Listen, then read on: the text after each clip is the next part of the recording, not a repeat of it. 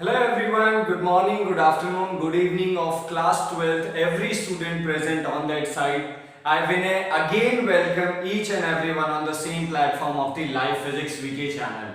Students, as you all know that we are at the just end point of the part 1 of the physics class 12th, and the topic that we have recently completed was AC, means the alternate current. Now I am going to discuss, and today we are going to start with one of the most important, or you can say the final conclusion of the part 1 topic जो हमारा physics का चल रहा था, and that final conclusion of the story is electromagnetic wave. So today we are going to start with the end chapter. बहुत important है, important means for the knowledge point of sake ये बहुत ज्यादा important है क्योंकि ये आपको सारे प्रीवियस नॉलेज को एक जगह पे गैदर करके बताने वाला है.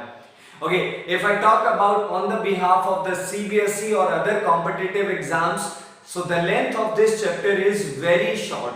तो आप बोल सकते हो पार्ट 1 में, in the part 1 from where we have started with electrostatics, then we enter into electricity, फिर हम लोगों ने उससे magnetic effect of current, then we enter into the magnetism, then we enter into the EMI, electromagnetic induction, and finally we have completed the alternate current. ये उन सब chapter का conclusions हैं. जैसे जैसे हम लोग इस चैप्टर के ओवरव्यू में जाते जाएंगे, हमें सारी स्टोरीज एक साथ इंटरकनेक्टेड होती हुई दिखाई दी जाएंगी. सो ये आप कह सकते हो पूरा थ्रिलिंग चैप्टर है पूरे पार्ट 1 का, जो आपको बहुत सारे इंपॉर्टेंट क्वेश्चंस के आंसर देने वाला है. But in the terms of the CBSE numbers के बारे में अगर मैं आपसे बात करूं, so it will carry 3 to 4 marks in the CBSE examination. बहुत इजी रहते हैं न्यूमेरिकल पॉइंट ऑफ व्यू और सीबीएसई में इस चैप्टर से स्कोर करना, बट ये थ्रिलर के हिसाब से और आपके कंक्लूजन के हिसाब से बहुत इंपॉर्टेंट चैप्टर है. So without not that much wasting that much time, let's start with this EM wave. ये chapter है क्या? So as I introduce you, the name of the chapter is electromagnetic wave, जिसे हम लोग in the short form we also call this as a EM waves. Means the waves are going to form in this chapter, but यहाँ पे जो waves बनने वाली हैं वो इलेक्ट्रिक और मैग्नेटिक इफेक्ट की वजह से बनेंगी. तभी तो कहा ना, ये इस पूरे पार्ट 1 का एक कंक्लूजन है. इलेक्ट्रो से हमने स्टार्ट किया था, चार्ज से हम लोगों ने स्टार्ट किया, फिर हम मैग्नेटिक पे गए और हम लोगों ने स्टोरी लाइन को इस तरीके से एनालाइज किया कि आज हम लोग इलेक्ट्रिक और मैग्नेटिक दोनों इफेक्ट को ऑलरेडी स्टडी कर चुके हैं. बट अब फाइनल कंक्लूजन है कि इन दोनों इफेक्ट के मिलने की वजह से एक वेव बनने वाला है, and the wave which is being produced due to the electric as well as the magnetic effect, that wave is called as electromagnetic wave. चलिए ये वेव बना कैसे और इस वेव के पीछे की स्टोरी क्या है, इस स्टोरी को मैं आपके साथ एनालाइज करता हूं. और आज के इस लेक्चर में, इन दिस लेक्चर माइट भी आज मैं आपको EM वेव बना कैसे उस स्टोरी लाइन तक नहीं लेके जा पाऊंगा, बट इस स्टोरी के पीछे भी एक हिस्ट्री है. तो वो कहानी कहां से स्टार्ट हुई और उस कहानी के बारे में हमें जानकारी और होनी चाहिए. So let's start with this story of 1868 near about the scientist named as the Maxwell. Yes, the same name जो आप लोगों ने magnetic effect of electric current में अंडरस्टैंड किया था, the Maxwell's right hand thumb rule. The scientists which have given the rule to find out the magnetic field at any particular point due to current carrying conductor. So in 1868 में एक कहानी के तरीके से आप लोगों को ट्राई करता हूं. तो एक कंक्लूजन और एक क्वेश्चन अराइज हुआ, और क्वेश्चन क्या था, प्लीज उस क्वेश्चन को समझने की कोशिश करना. सो अब तक हमारे पास स्टोरी शुरू हुआ था ओरियस्टेड से. तो चलिए कहानी का समराइजेशन आपके साथ करता हूं. Oersted was the first scientist who conclude that whenever we have a current, there would be a magnetic field. I think इस बात से आप एग्री हो कि अगर हमारे पास करंट है तो हमारे पास मैग्नेटिक फील्ड 101% होगा. ये प्रैक्टिकली प्रूफ हुआ, फिर इसके लिए बहुत सारे मैथमेटिकल फॉर्मूले आए और वो चैप्टर बनता है. Now after this Oersted, a next scientist came named as Faraday. जिसको हम लोग EMI में स्टडी कर चुके हैं, जिसके नाम से फैराडे लॉज ऑफ EMI है। फैराडे ने इसका रिवर्स प्रूफ किया और फैराडे को कंक्लूजन कुछ इस तरीके से मिला। He says changing magnetic field, not the magnetic field, how changing magnetic field can produce changing electric field। यानी आप चेंजिंग मैग्नेटिक फील्ड से चेंजिंग इलेक्ट्रिक फील्ड बना सकते हो। ओके, उन्होंने चेंजिंग मैग्नेटिक फील्ड से क्या बनाया था? EMF। ओके, ये तो आप लोग जानते हो, E is equal to minus d phi by dt, that magnetic flux। और EMF इलेक्ट्रिक फील्ड के साथ कैसे रिलेटेड है, I do not have to imply that, ये आप लोग सब जानते हैं। E is equal to negative dV by dr। This is electric field and this was EMF, or you can say the voltage जो हम लोग बुलाते हैं। ओके, तो कहीं ना कहीं चेंजिंग मैग्नेटिक फील्ड से आप वोल्टेज बनाते हो और उस वोल्टेज का differentiation with respect to r आपको इलेक्ट्रिक फील्ड देता है। तो यानी changing magnetic field changing electric field बना सकता है, ये भी प्रूफ हो चुका है।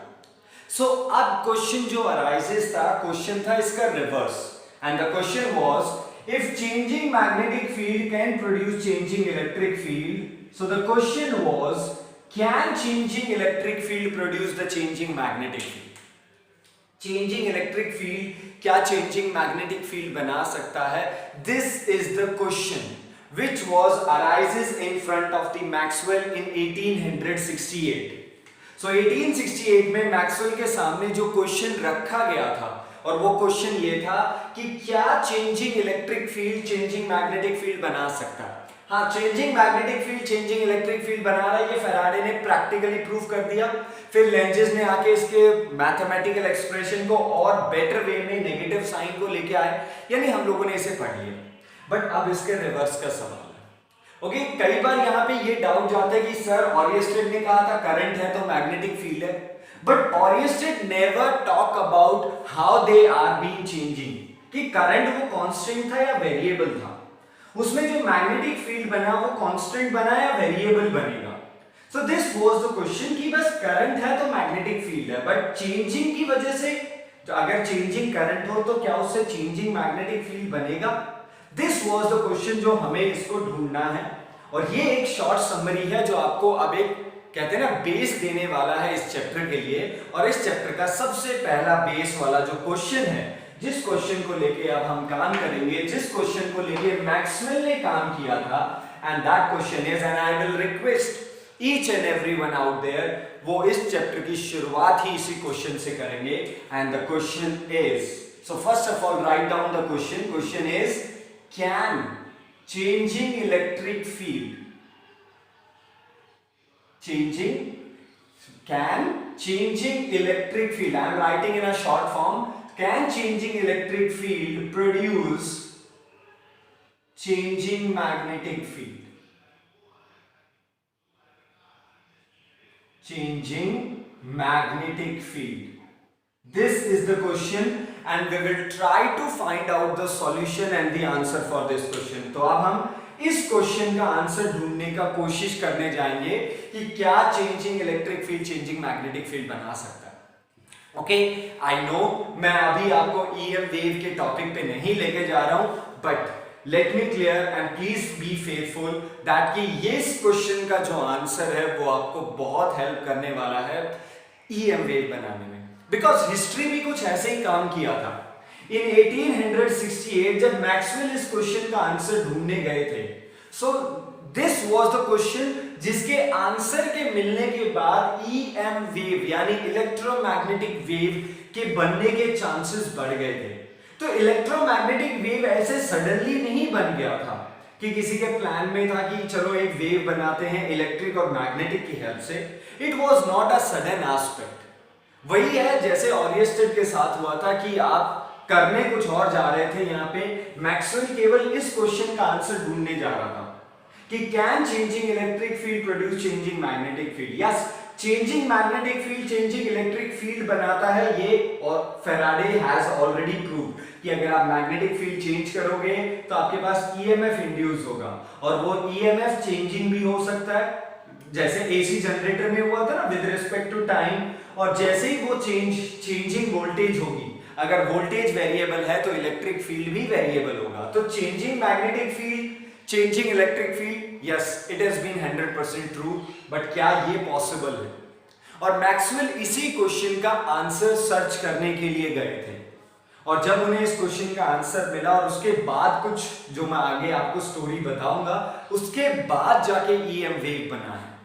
Okay, so first of all चलिए इस कॉन्सेप्ट को ढूंढने की कोशिश करते हैं कि क्या ये कॉन्सेप्ट सही है। And to explain its concept, Maxwell ने हमें एक छोटा सा पुराना टॉपिक और उठा के दिया, and he applies what? Amperes circuital law for PPC। I think अब आपकी पुरानी सारी नॉलेज का यहां पे जरूरत होने वाला है। मैंने कहा था ना आपको, this chapter is going to be the final story line of the part one physics part one of the class 12 की बिल्कुल कहते हैं ना क्लाइमेक्स वाला सिचुएशन है। जैसे आप लोग कोई मूवीज या सीरीज बाय सीरीज देखते हो ना, आजकल तो बहुत चल रहा है, तो जब आप वो देखते हो तो उसमें एक फाइनल स्टोरी लाइन होती है ना, जिसमें सारे क्लाइमेक्स वहीं पे आते हैं, सारे जितने भी कैरेक्टर्स हैं सब एक ही जगह पे आके उनमें एक रिलेशन मिलता है। यही वो क्लाइमेक्स का टाइम है पार्ट वन का।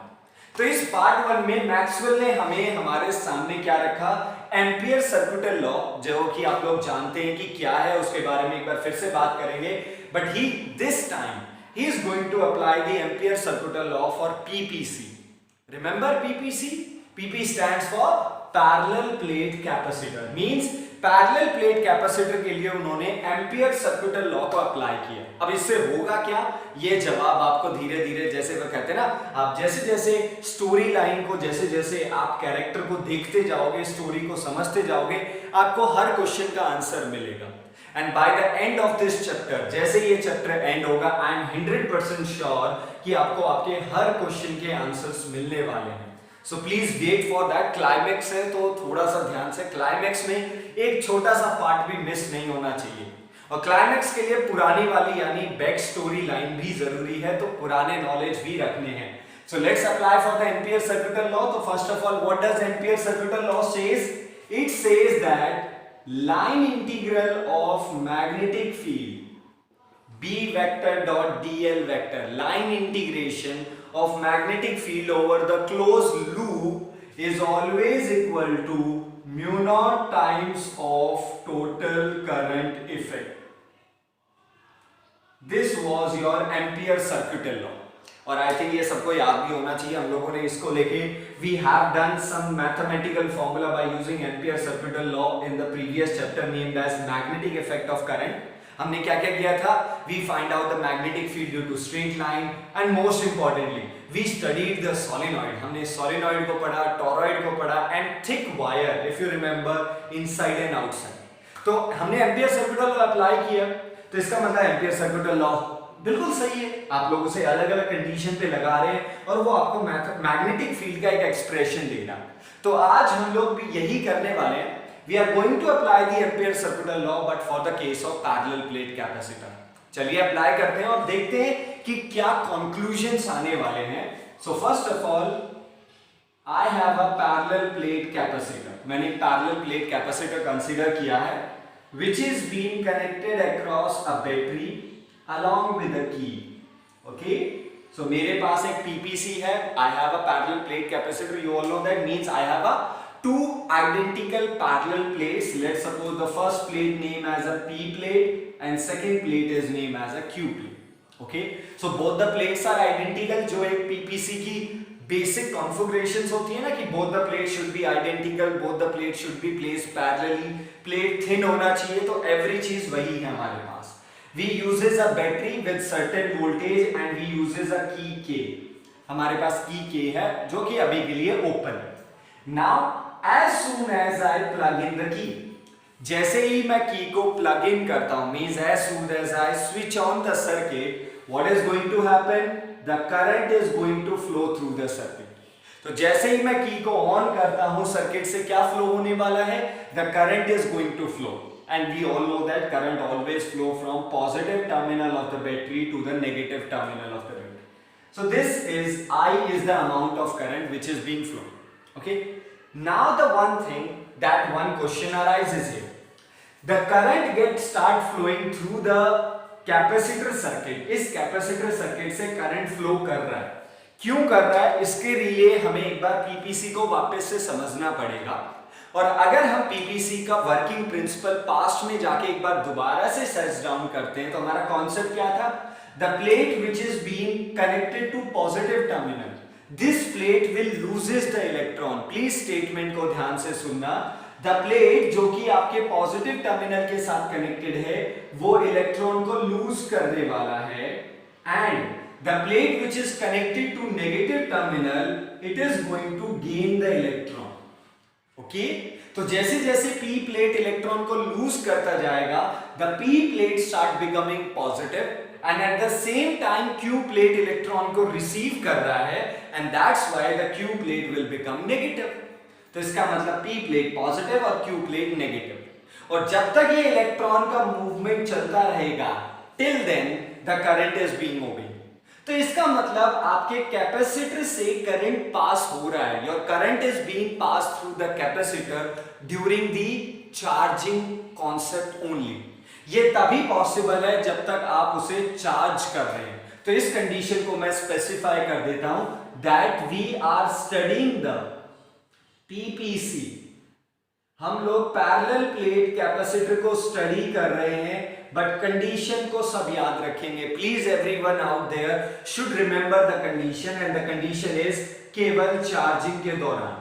Okay, when the capacitor is fully charge, मैं एक बार कहानी को यहीं पे बता देता हूं कि अगर आपका कैपेसिटर फुली चार्ज हो जाएगा, so now the p plate is not going to lose the electron and neither the q plate is going to gain the electron, क्योंकि वो फुली चार्ज हो चुका है ना बेटा।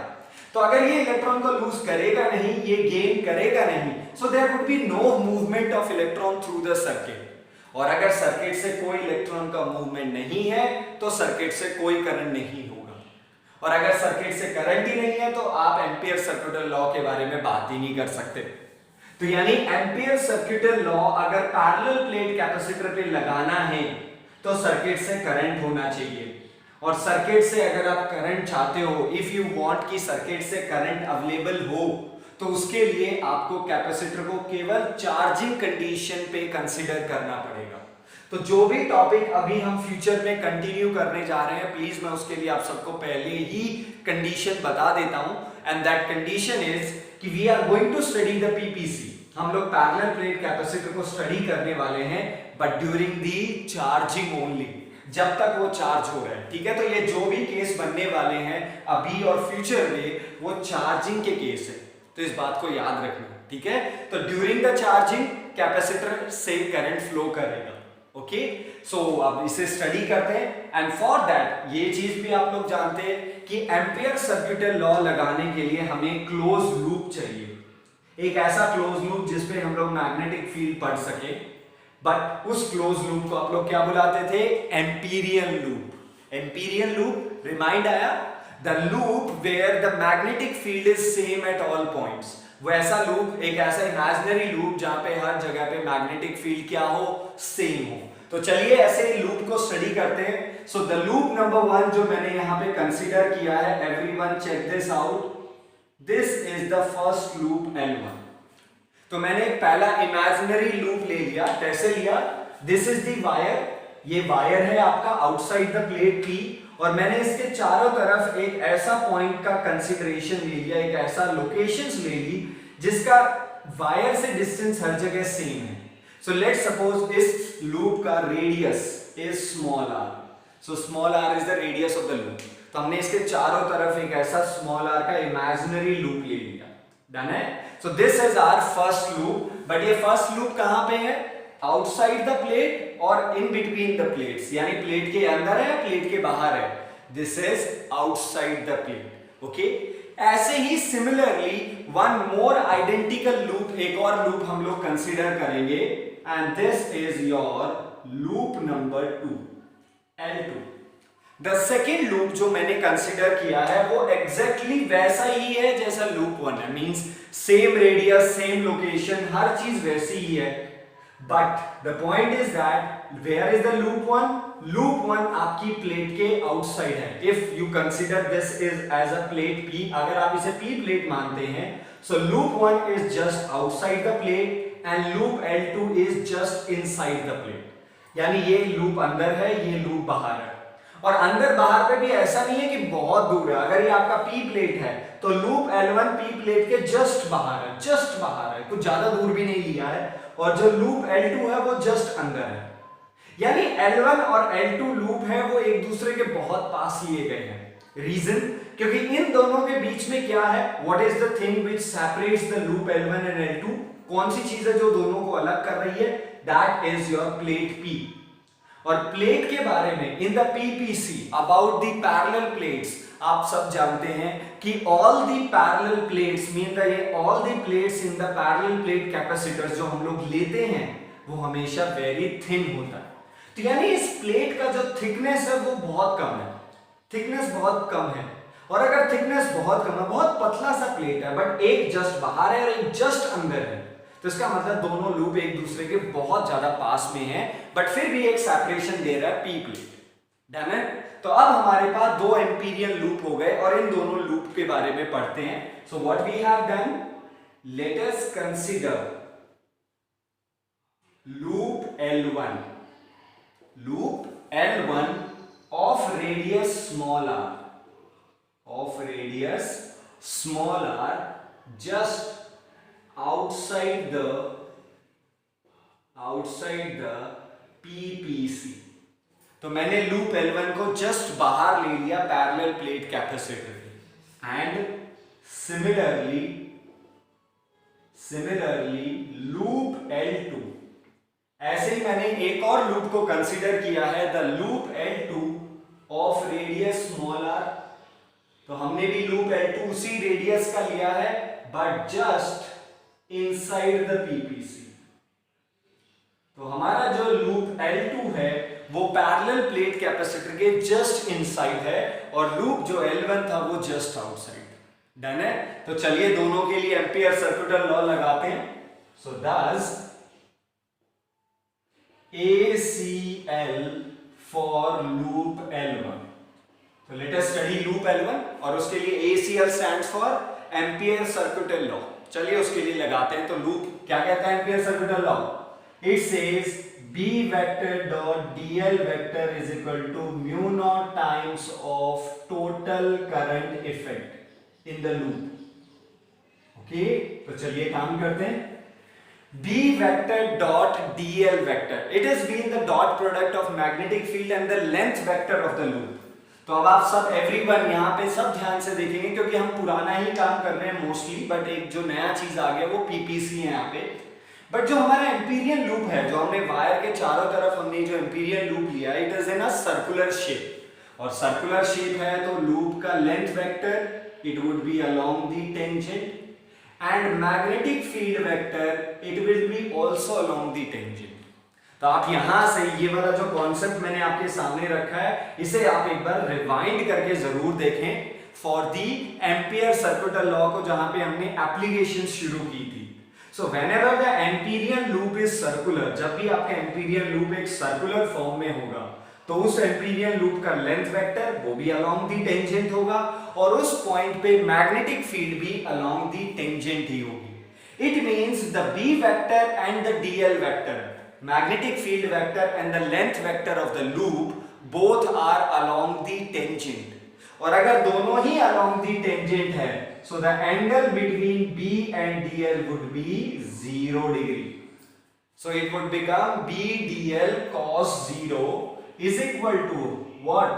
Mu naught times of total current effect। और loop L1 में आपका करंट कितना फ्लो कर रहा है, मतलब ये इस जिस वायर से पास हो रहा है, तो इस लूप L1 के अंदर से I is the amount of current which is being flowing। So B is the constant, क्योंकि इस लूप पे मैग्नेटिक फील्ड हर जगह सेम होती है। That's why it is called as Amperian loop. Close integration of dl mu naught I।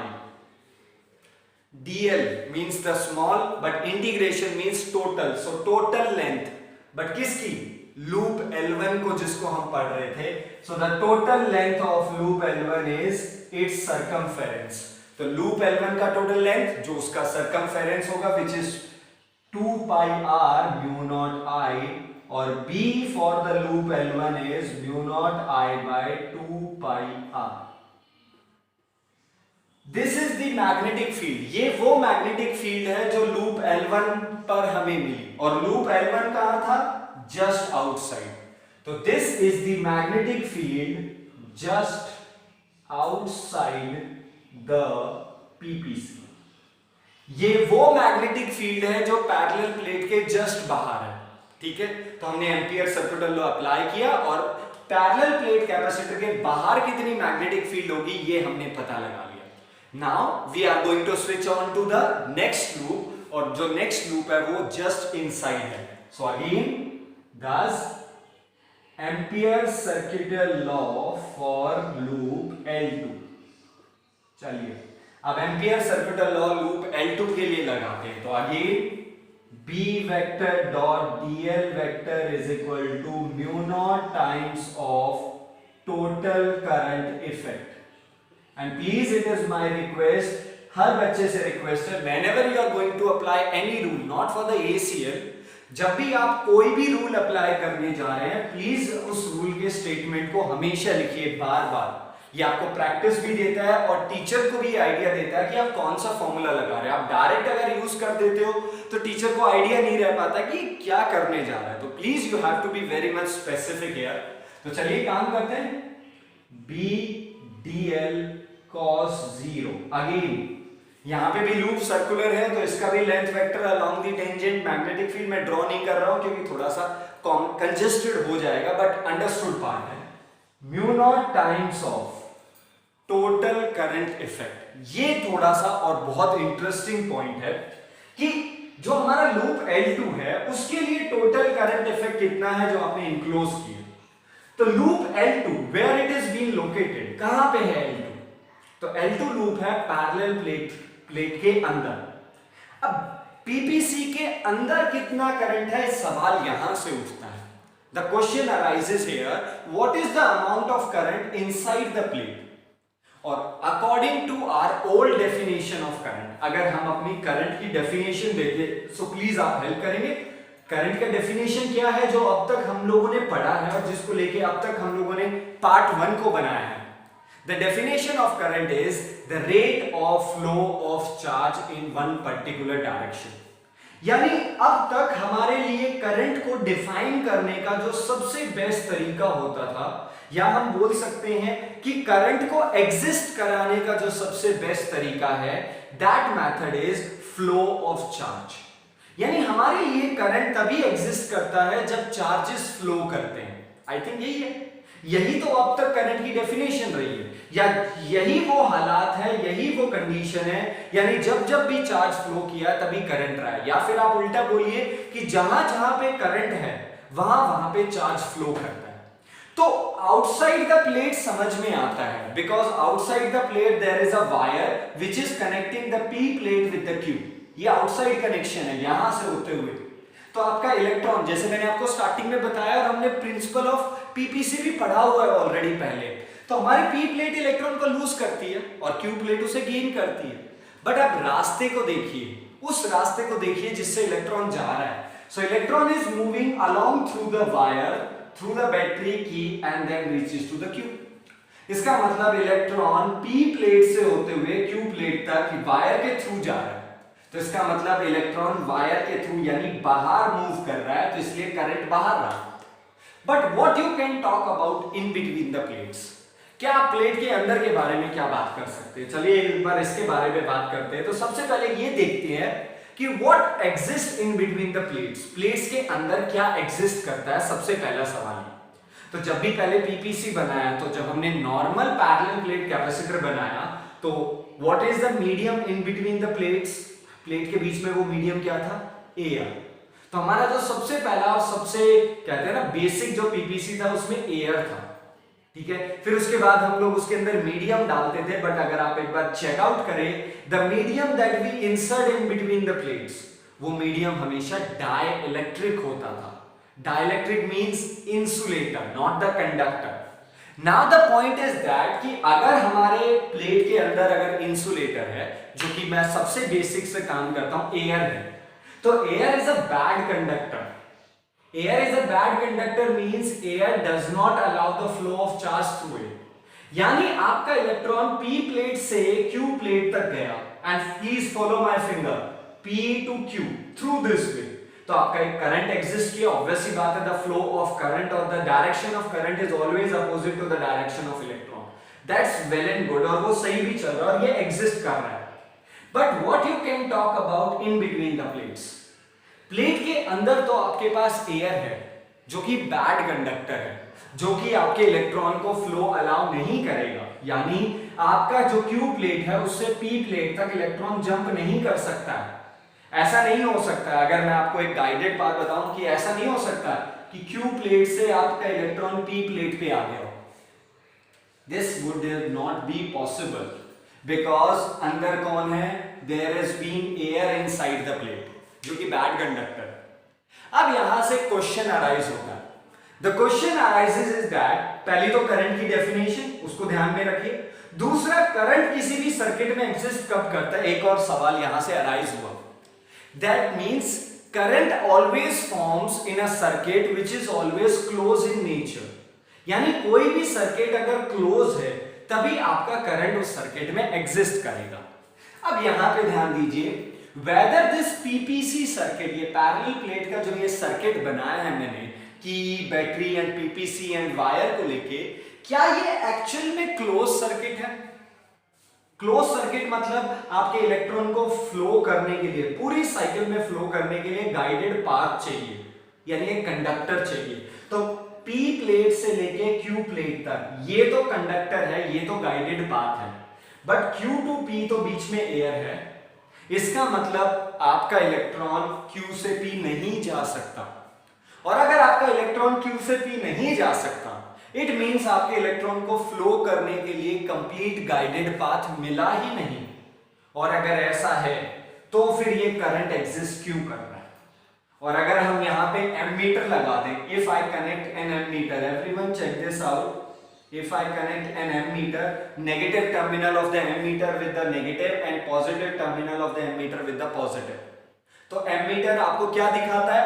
It will shows the reading of the current and definitely practically during charging, अगर आप capacitor को charge कर रहे हो तो during charging अगर आप यहाँ पे एमीटर लगाते हैं in series, okay, definitely this ammeter will read the current. ये एमीटर आपको क्या करेगा? करंट रीड करके देगा 100%। ड्यूरिंग चार्जिंग का बात कर रहा हूं, फुली चार्ज होने का बात नहीं कर रहा हूं, मैं बार बार इस पॉइंट को रिपीट करता रहूंगा प्लीज, ओके।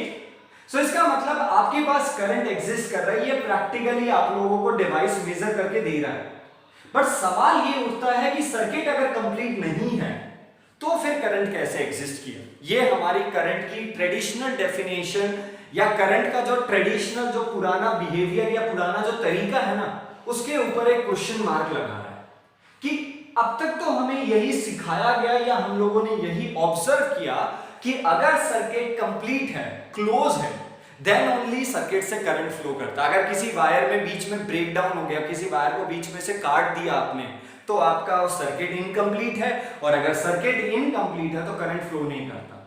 बट ये एक लॉ था, एक ऐसा कॉम्बिनेशन और एक ऐसा सर्किट है जिसमें बीच में एयर है, दोनों प्लेट के बीच में एयर है, उसके बावजूद भी एमीटर आपको रीडिंग दिखाना है। तो अभी तक अगर हम अपने पुराने तरीके से जाएं, हमारी पुरानी डेफिनेशन के अकॉर्डिंग जाएं, तो करंट कब फ्लो करता है? जब चार्ज फ्लो करते हैं। तो फॉर द लूप L1, जब हमारा आउटसाइड वाला लूप था, तब तो हमें समझ में आया loop L1 means I will write outside. चलो एक बार फिर से लिख देता हूं, आउटसाइड वाला जो लूप था उसमें से तो करंट फ्लो कर रहा है क्योंकि वो वायर के ऊपर है, बट जो इनसाइड वाला लूप है, the loop which is in between the plate means which is inside the plate, inside the plate current कितना है? क्या आप मुझे हेल्प कर सकते हैं? According to our old definition, हमारी पुरानी डेफिनेशन के अकॉर्डिंग करंट कब फ्लो करता है? जब चार्ज फ्लो करते हैं। क्या प्लेट के अंदर कोई चार्ज फ्लो कर रहा है? No sir, there is no chances of flowing the charge in between the plate, क्योंकि वहां पे एयर है और air is a bad conductor.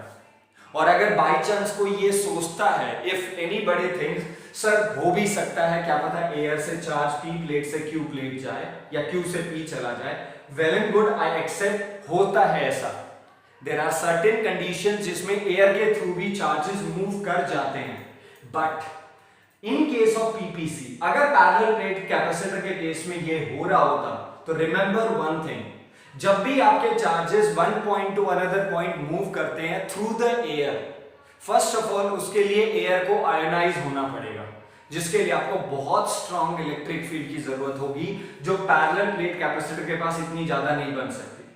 Secondly और सबसे इंपॉर्टेंट पॉइंट कि अगर बाई चांस अगर आप ये सोच रहे हैं कि हमारा चार्ज एक प्लेट से दूसरे प्लेट जा रहा है through the air, so please let me clear, air is a what type, bad conductor तो है, बट लाइट के कैरेक्टर को हिसाब से देखते हुए what type of air is that, air कैसा है, air is a transparent medium, इस बात को याद रखिए, it is transparent not the OPEC.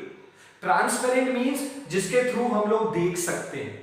तो अगर आपका इलेक्ट्रॉन क्यू प्लेट से पी प्लेट तक जाता है एयर में, अगर बाई चांस हम मान भी ले जाएगा तो it should be visible to us, वो हमें दिखना चाहिए।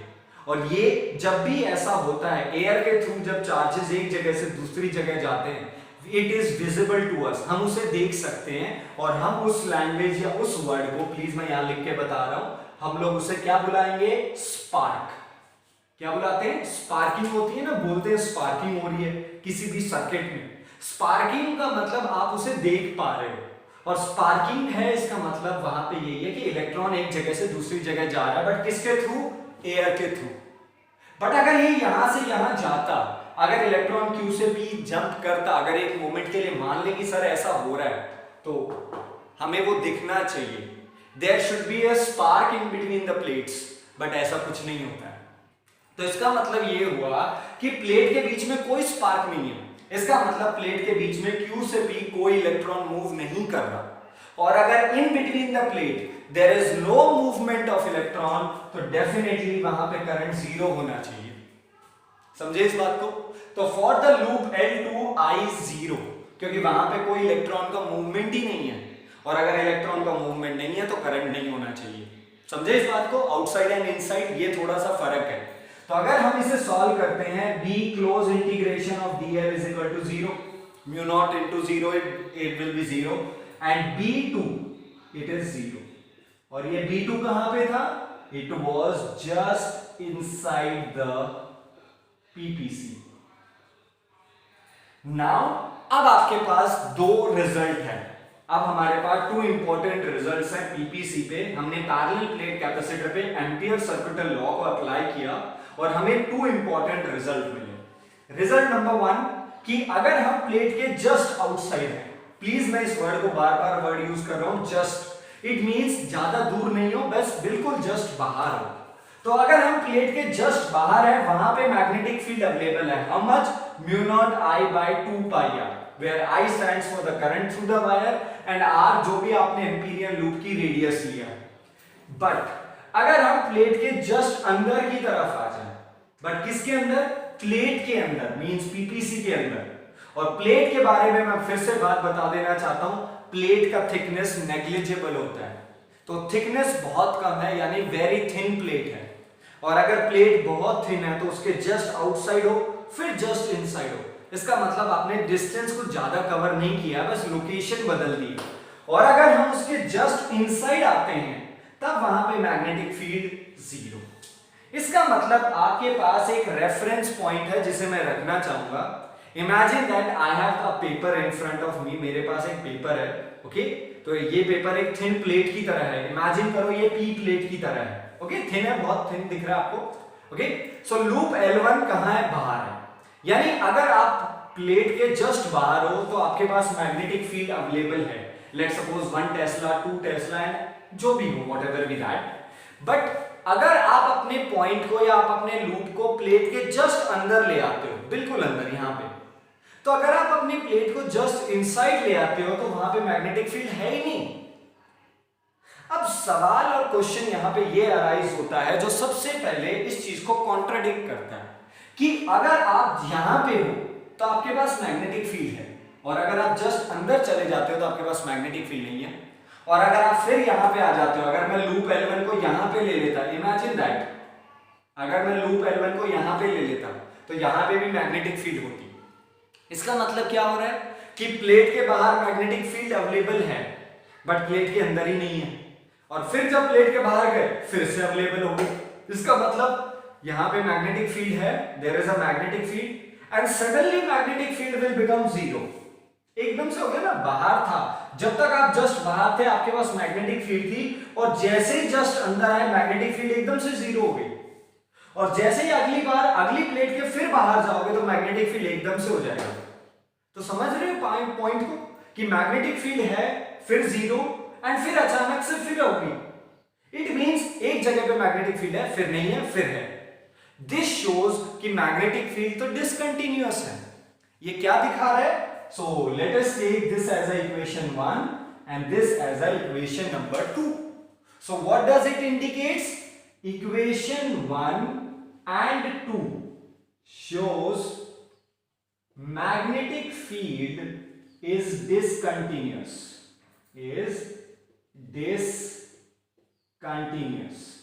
तो इक्वेशन 1 और इक्वेशन 2 आपको क्या दिखा रहा है कि मैग्नेटिक फील्ड डिसकंटिन्यूअस है। डिसकंटिन्यूअस मतलब अचानक से गायब हो जाती है, कहते हैं ना सडन ब्रेक डाउन हो जाना, एक जगह पे है और अचानक से फिर नहीं है और फिर अचानक से आ जाएगी आपके पास।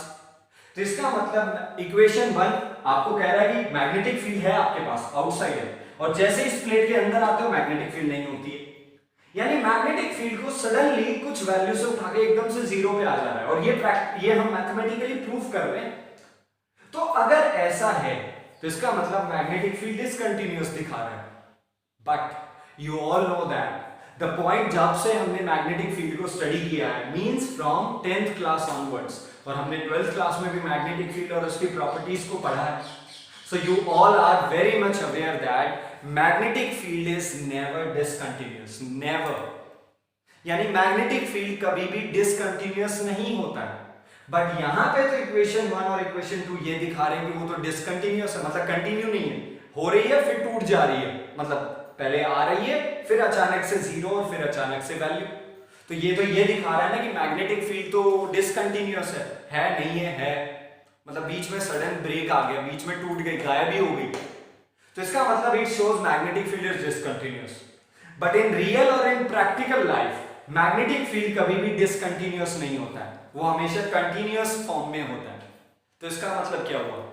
मैग्नेटिक फील्ड कंटिन्यूअस ये प्रैक्टिकली है और हम लोग इसे हमेशा ऐसे ही देखते हैं, बट ये एक ऐसी जगह है जहां पे ये दिख रहा है कि मैग्नेटिक फील्ड तो डिसकंटिन्यूअस है। It means this situation is wrong, मतलब ये वाली सिचुएशन गलत है। ये जो इक्वेशन 1 और इक्वेशन 2 आए, जो अब तक हमने मेहनत की, इसका मतलब ये रिजल्ट ही गलत है। अब now the point is that ये रिजल्ट कहां से आए? Who is responsible for this result? ACL is responsible for this result, क्योंकि ये दोनों ही रिजल्ट एम्पियर सर्किटल लॉ लगाने से आए, जो हम लोगों के पास है B vector dot dl vector is equal to how much? It is equal to mu naught times of total current effect. This is your ampere circuital law. इसका मतलब ACL लगाने से दो ऐसे कंक्लूजन्स आए जो ये दिखाते हैं कि मैग्नेटिक फील्ड डिसकंटिन्यूअस होगा, जो कि होता नहीं है। इसका मतलब एम्पियर सर्किटल लॉ ये ही डिसकंटिन्यूअस है। मींस PPC केस के लिए for the parallel plate capacitor ampere circuital law is discontinuous, यानी PPC के लिए एम्पियर सर्किटल लॉ काम नहीं करता है। ये गलत है, यहां पे गलत है। वैसे तो हर जगह एम्पियर सर्किटल लॉ सही है। For the case of infinite wire जो हमने किया, Ampere circuital law is correct. For the case of solenoid, for the case of toroid, for the case of wire inside and outside, हर जगह ये सही है। But for the case of parallel plate capacitor, ampere circuital law is discontinuous. क्यों?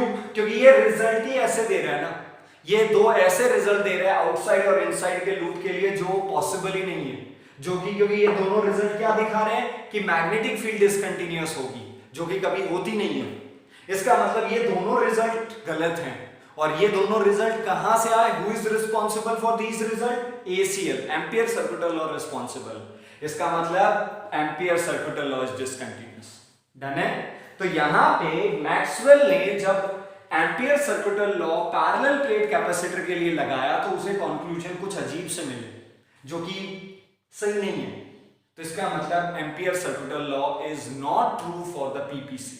तो इसलिए आपका last का फाइनल जो स्टेटमेंट है वो क्या बनना चाहिए after this, that since magnetic field is never discontinuous, since magnetic field is never discontinuous, क्योंकि मैग्नेटिक फील्ड कभी भी डिसकंटिन्यू नहीं रहती, हमेशा कंटिन्यू रहती है।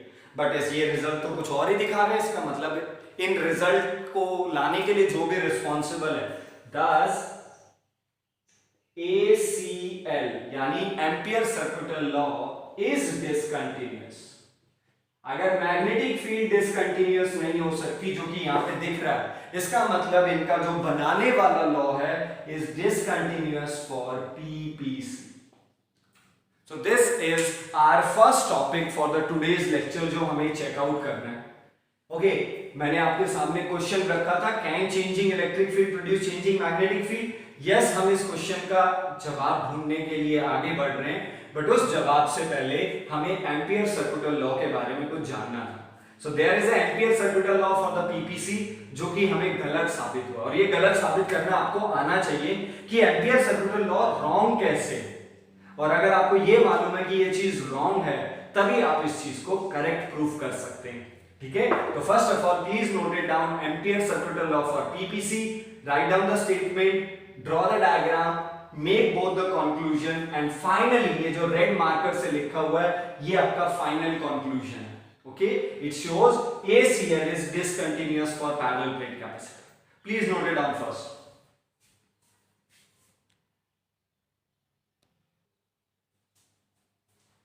ओके, सो यहां से हमें एक नई चीज और एक कहते हैं ना एक नया ही ट्विस्ट मिला हमारी स्टोरी लाइन के अंदर, कि हमारे पास एम्पियर सर्किटल लॉ आराम से काम कर रहा था अलग केसेस में, बट पीपीसी के लिए वो डिसकंटिन्यूअस आ गया। अब मैक्सवेल को ये वाली बात ऑब्वियसली बात है उसके सामने थी भी, तो मैक्सवेल ने यहाँ पे इस प्रॉब्लम को सॉल्व करने के लिए एक सॉल्यूशन रखा, और आज के लेक्चर में मैं जस्ट आपके साथ ओवरव्यू के बारे में बात करूंगा उस सॉल्यूशन में, एंड नेक्स्ट लेक्चर में हम लोग इसे प्रूफ भी करेंगे। आई थिंक ये हमारे पास था circuit.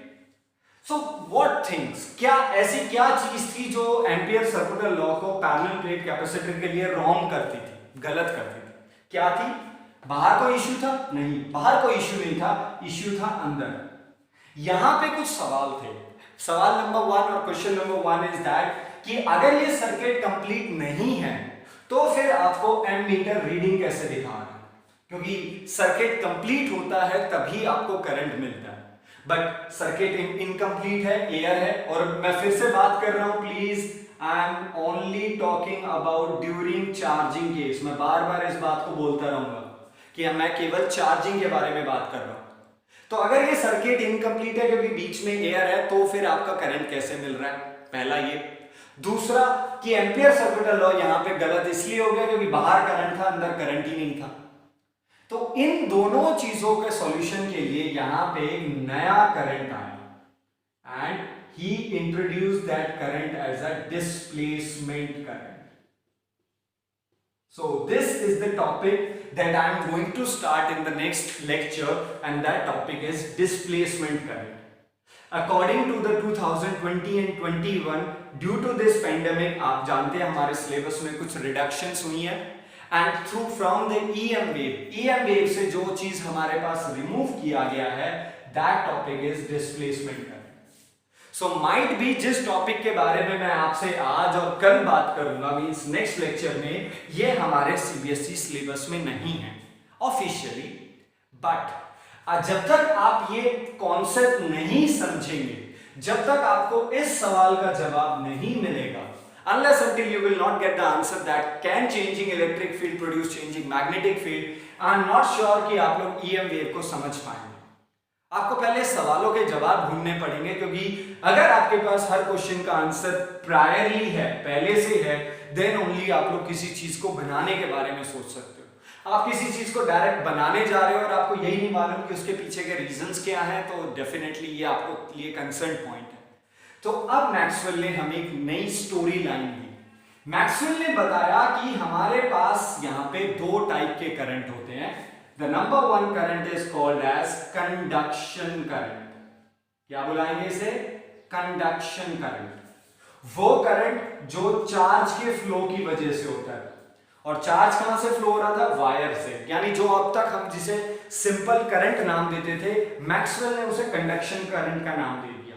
The current which is flow due to the charges. ये बिल्कुल सही था, यहां कोई प्रॉब्लम नहीं थी। कंडक्शन करंट यहां से जाते हुए क्यू प्लेट तक था, की क्लोज था आपका, ठीक है। अब जो प्रॉब्लम थी वो थी प्लेट के अंदर कि यहां पे करंट कैसे आए, क्योंकि यहां पे मैग्नेटिक फील्ड भी जीरो आ रही है।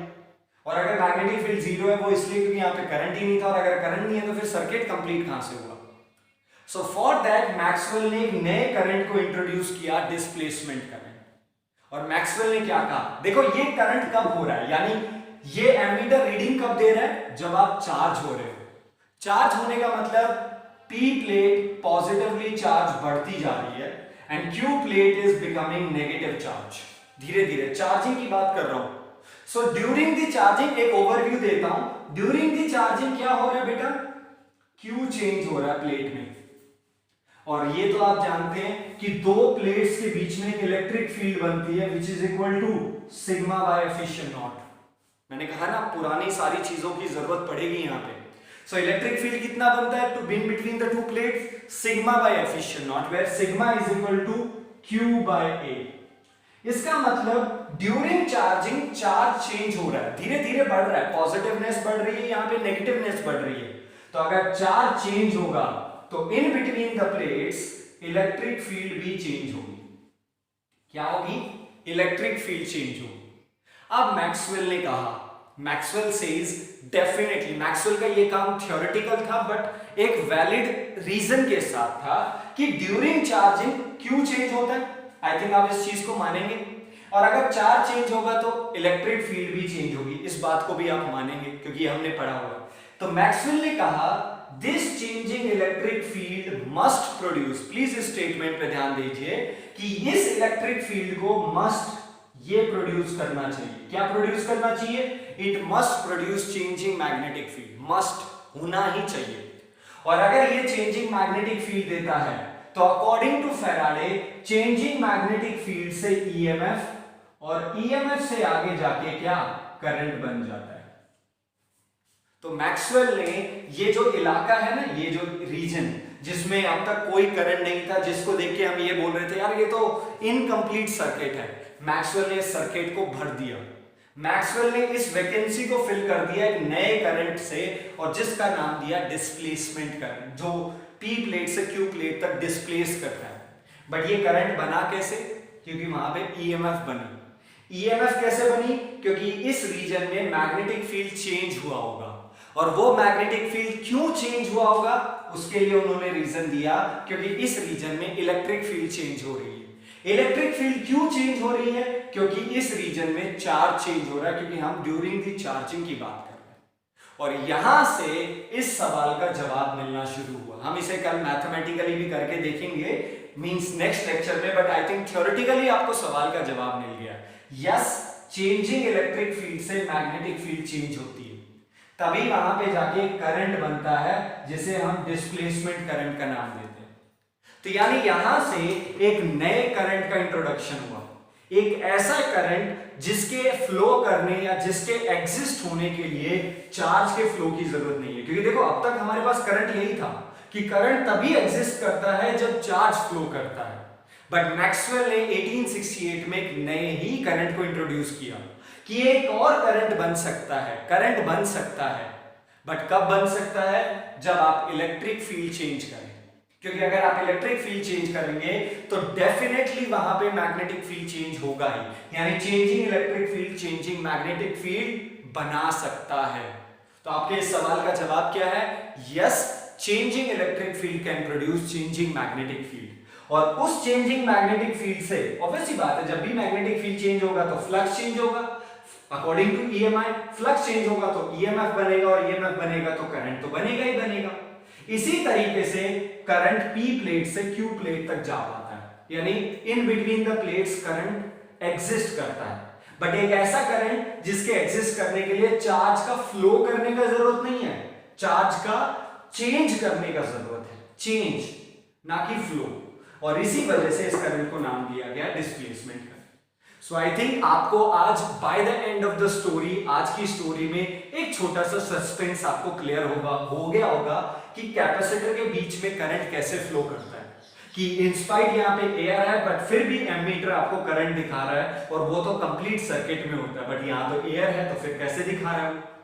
तो वो उसका जवाब डिस्प्लेसमेंट। हम इसे मैथमेटिकली नेक्स्ट लेक्चर में करेंगे और भी सवालों के जवाब हमारे पास आएंगे, क्योंकि ये कंक्लूजन एपिसोड है, सीधा सा बात है।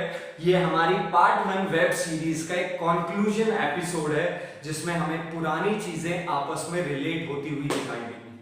डन है? सो आई होप आज का फर्स्ट इंट्रोडक्शन चैप्टर क्लियर है। Might be a not in syllabus है, but I will request please note it down all the notes available to you, क्योंकि ये आपकी आने वाली नॉलेज को enhance करने वाला है. Okay? So till then we will meet with the next lecture of the concept of the displacement current. But till then quickly complete this lecture, go through the notes, इसे revise कीजिए, इसे समझिए. Most importantly conclusion को समझना जरूरी है, तभी कहानी समझ में आएगी. And we will meet with the next solution. और कुछ सवालों के जवाब ढूंढने के लिए आएंगे. Till then, take care and please complete this.